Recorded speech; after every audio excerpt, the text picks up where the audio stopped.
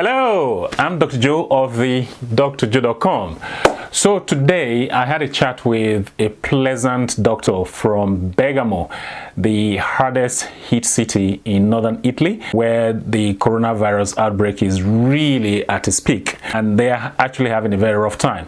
Now, this doctor has actually tested positive for the coronavirus, and we had a chat about all sorts of things. In the end, she actually gave us some advice so that we can avoid the Italian situation. So enjoy the chat, and more importantly, let's learn from the Italian experience. So yes, ladies and gentlemen, I've got Dr. Sylvia Bignamini, who is a health director in San Francesco Hospital in Bergamo.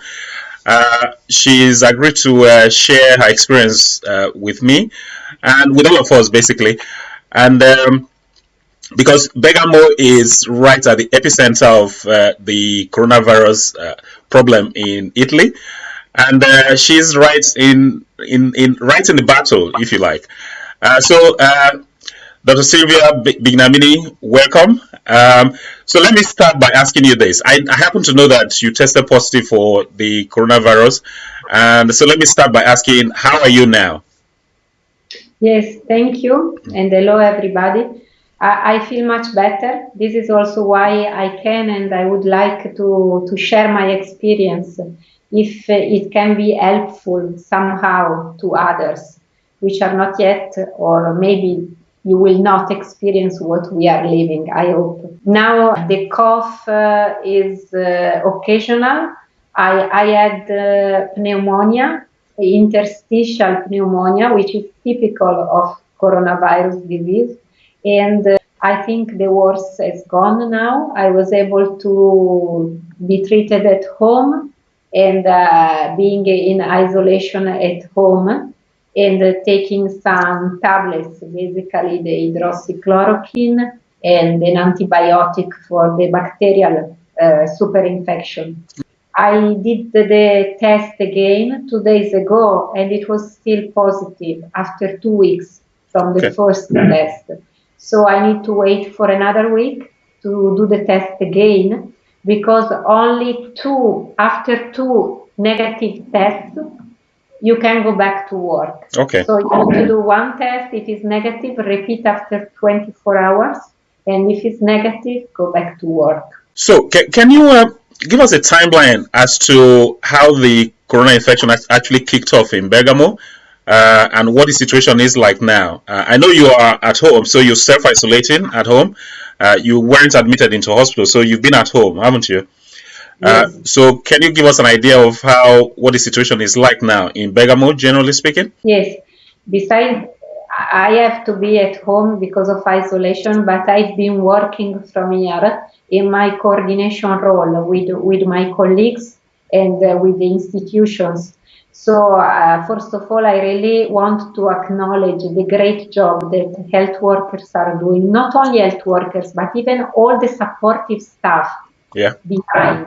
You know, administration, logistics, because there is a lot involved in the treatment of the disease. You need to buy equipment, you need to have oxygen, you need to have a lot of things. So supportive staff is very important in this moment for the system to work, for the health workers to be able to do their job. So I really thank you everybody for the big efforts that all of us and they are doing. The situation in Bergamo has the highest number of cases in Italy of coronavirus at the moment. And we identified the first case in our hospital on the 26th of February. We identified because we suspected that it was a case, but it took 4 days to have the result of the test. Now they are quicker because they have opened more laboratories able to do the testing. But at the beginning, it was only one laboratory doing it, so it took 4 days. And from there, and I can say after the 8th of March, the situation really exploded. So the number of cases were out of any control, and all hospitals in Bergamo now are coronavirus hospitals, only admitting and taking care of people with coronavirus disease. This is the situation now. So basically, all of that work, elective work, has been suspended as far as the hospital administration is concerned. So you're not doing any elective work. Everything the hospital is doing now is devoted to coronavirus care. Every other thing has to wait. We started already reducing elective activities since end February, and only treating urgent cases, urgent consultations. So the activity was reduced immediately, and we introduced the triage screening at the entrance of the hospital for all people entering the hospital, so taking temperature, asking questions. But I remember also in those days, that is basically 1 month ago, when some institutions started saying will become whole coronavirus hospital, I also couldn't believe that. But in a very, very little time, few days, we really all became coronavirus hospitals. So it does look like all hospitals are now coronavirus hospitals in the whole of. Is that in the whole of Italy or just the Bergamo area? Is I can say the northern region, center, and in the south still is a mix. They can have half or 40%, 60% of people with coronavirus, but still 40 or 50% of people treated for other situations. So it's not entire Italy, no. So now, can you put a finger as to why the death rate is so high in northern Italy? I know, there's a bit of an overwhelm. Do you think there are other reasons why the death rate is particularly high in northern Italy, apart from the fact that you had this huge spike, sudden spike? I think maybe only later on we will be able to analyze the data and better understand, also with the experts. Okay. What I can say just as a consideration, because I can't do an analysis on that in this moment, but a consideration, I can say we need to take into consideration the age of the population. So, of course, the deaths we are observing are concentrated on over 80 or 85 years old. Even us, beside the hospital, next to the hospital, we have a nursing home for elderly people. And the majority of deaths we have been observing in the past 2 weeks are happening in this nursing home. So they are elderly people. In fact, here they are already starting saying, are you dying because of the virus or are you dying with the virus? Okay.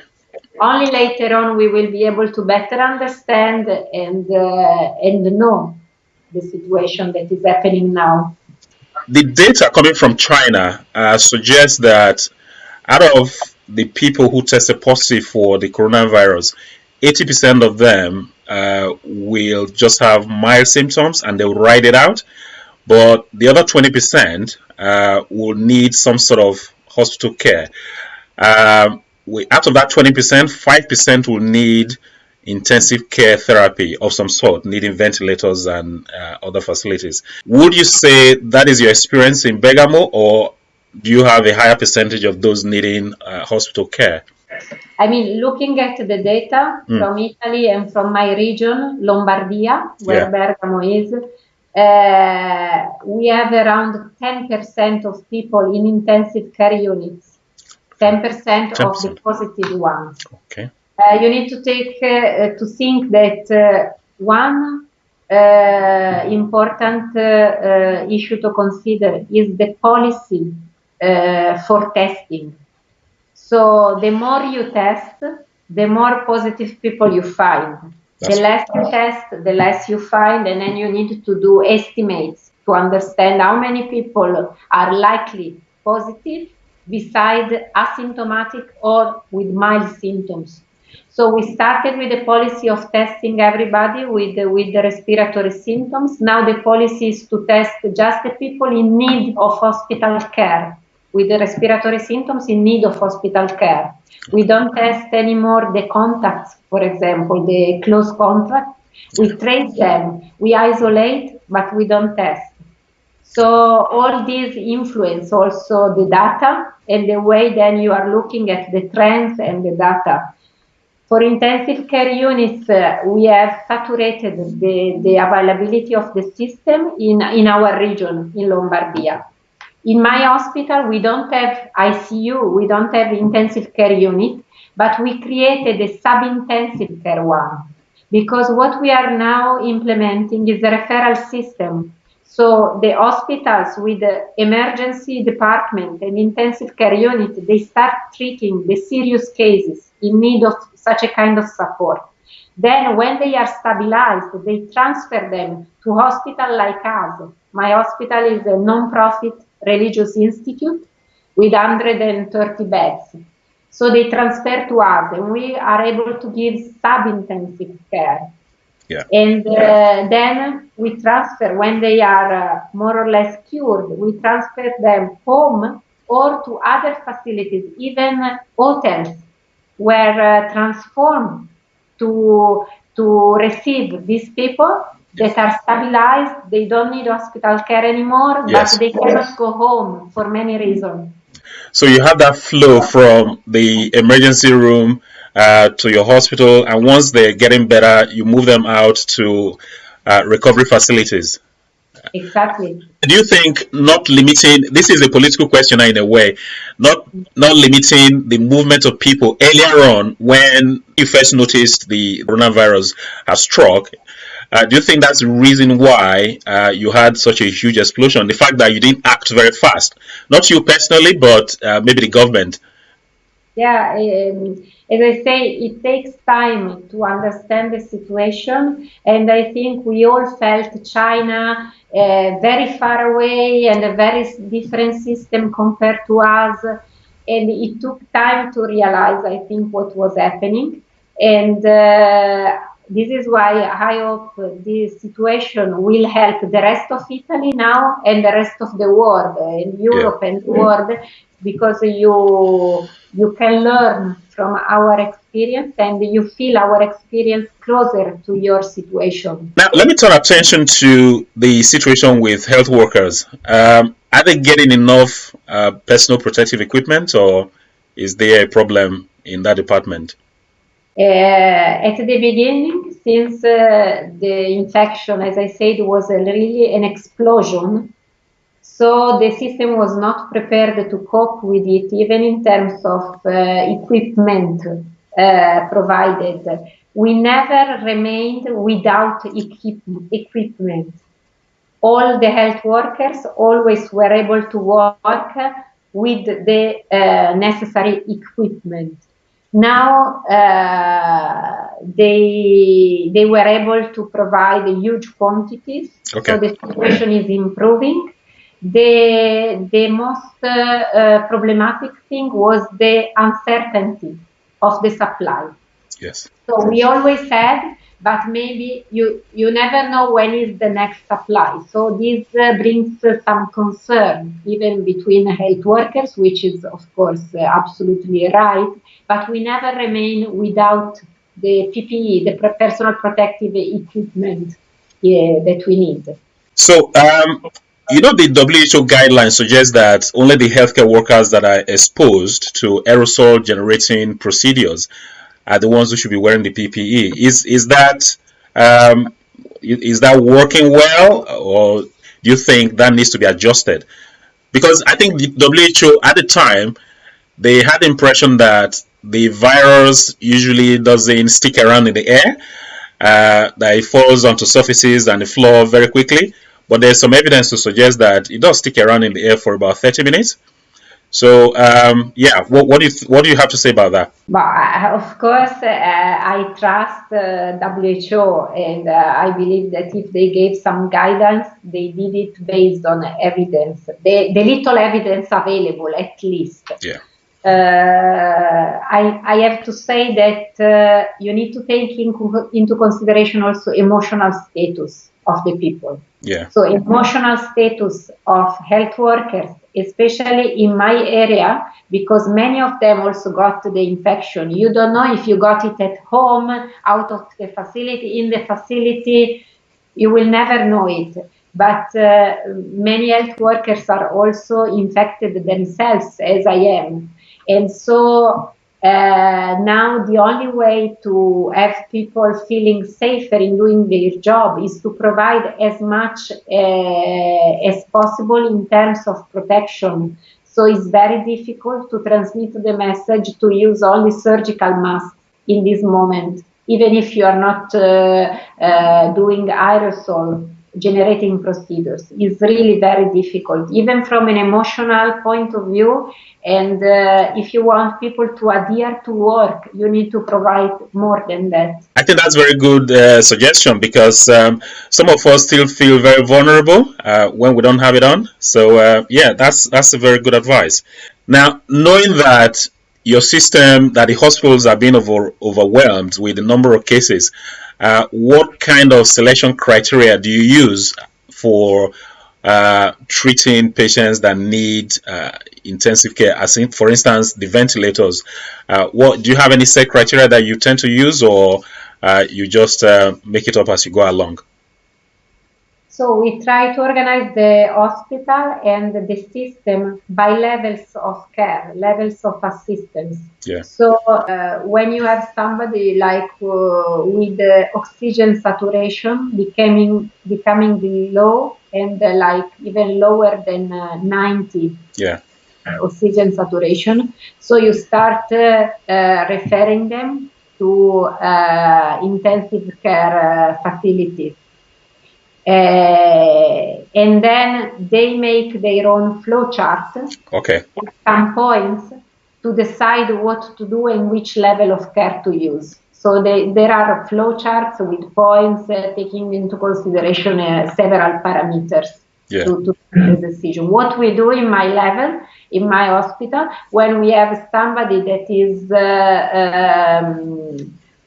deteriorating in the condition, we refer to other levels of care, other hospitals.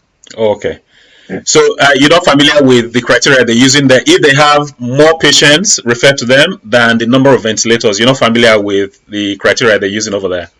I know they shared with me, they use a number of criteria, including the general condition of the patient, of course, the age, the probability to succeed in a context of intensive care. Yeah. They have a number of criteria, yes, but it is all like a flow chart, is evidence-based, yeah. Yeah. So, to just round up, what advice would you give to the countries that are just beginning to see the coronavirus now? The UK, the United States, Canada. What advice would you offer the those countries, so that they don't experience what Italy is going through? So the most important thing in the society is the lockdown that you are also doing now, because basically the message is no contacts, no touch, no face to face. So the only way to avoid it is to stay home as much as possible, to try to do the things you have to do in a different ways, even using innovative ways if possible. The other message for the hospitals, be prepared. So buy much more PPE, personal protective equipment, much more than you think you need, based on guidelines, much more. And then consider the general system, the referral system, revise the referral system, involve all the health providers.